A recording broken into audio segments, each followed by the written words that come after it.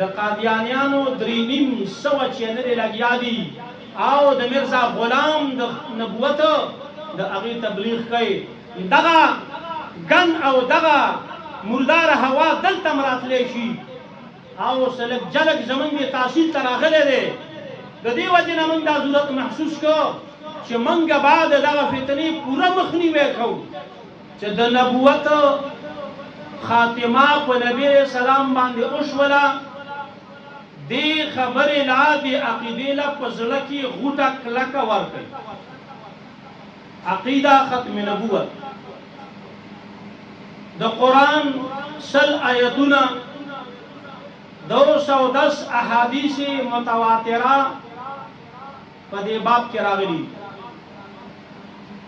او زما عزتمندو د دې عقیدې اهمیت کچرې چا د نبوت دعوه وکړله دا کافر دی، زندیق دی، مرتد دی، واجب القتل دی.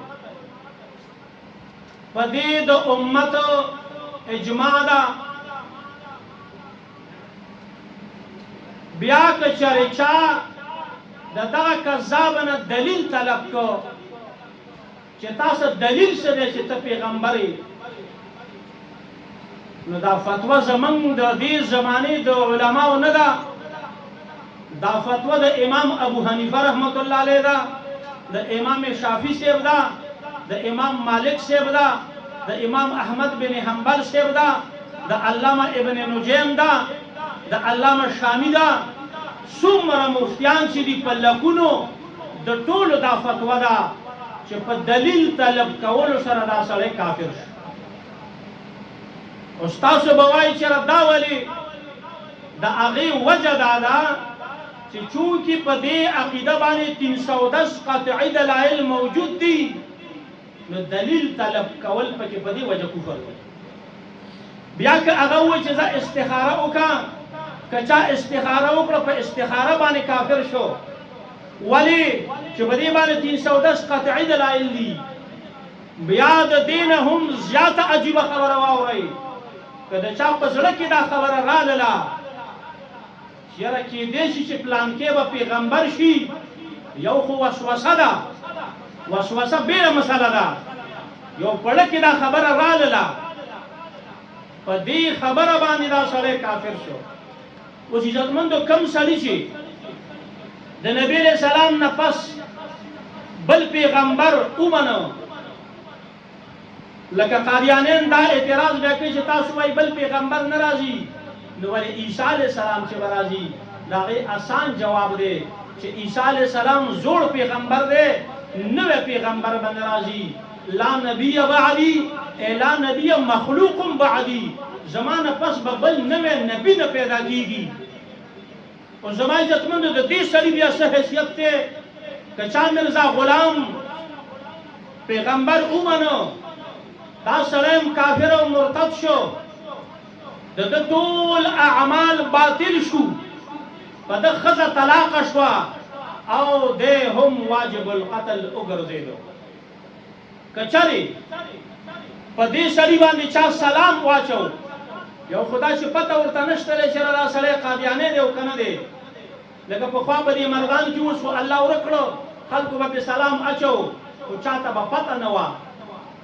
اوس که چاته پته وه چې دا سړی قادیانی دی او دا د نبي علیه السلام د ختم نبوت منکر دی، نو په دې سلام اچولو سره دا سړی کافر شو. د ده سره رشته کول حرام، د ده سره تعلق ساتل حرام. عزتمندو دا یاد لرئ، الله دې نه کي که په دې کلي کې یو قادیانی پیدا شو، نو دا دومره لویه مسله ده. بیا واورئ، ډېره لویه مسله ده. ټول کفر د هغه په شا باندې ودرېږي بیا. او یقین وکئ چې په اربونو کربونو ډالر نن هم یورپی یونین او امریکا دا قادیانیانو ته فنډینګ کوي او هغوی لګیا دي او د هغوی دغه 3.5 چینلې چلوي او د ختم نبوت په دغه مسله کې خلک په شک کې پیدا کوي. د قادیانیانو ایجنډا واورئ، اولنۍ ایجنډا ختم نبوت کې شک پیدا کول.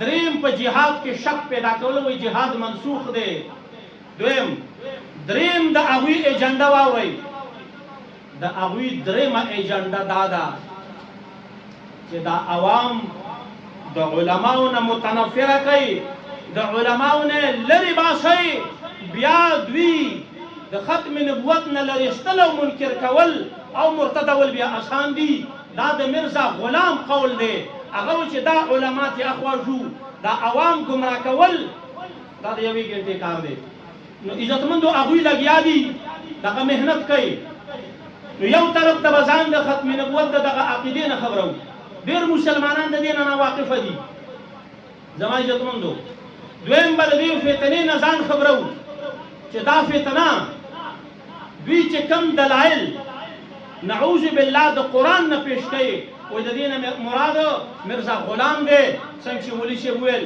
نو یقین وکړئ چې داسې دلایل به درله درکړي د قرآن نه چې ته به حیران شي دا نوجوانان که د خپلې عقیدې نه نه خبر نو دا عقیده دا د دوی په خطره کې پوره پرته ده